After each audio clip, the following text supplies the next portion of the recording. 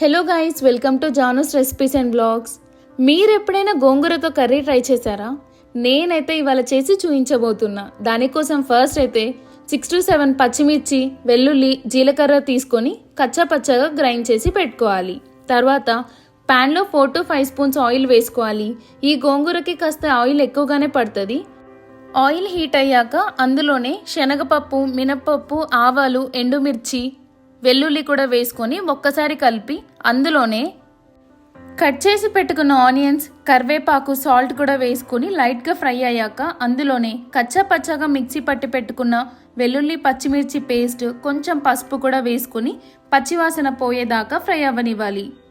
పచ్చివాసన పోయాక అందులోనే కడిగి పెట్టుకున్న గోంగూర కూడా వేసుకొని బాగా మగ్గినాక కారం కూడా వేసుకొని ఇంకా గోంగూర మెత్తపడి పచ్చివాసన పోయి ఆయిల్ పైకి తేలేదాకా ఫ్రై అవ్వనివ్వాలి. అంతే, గోంగూర కర్రీ రెడీ.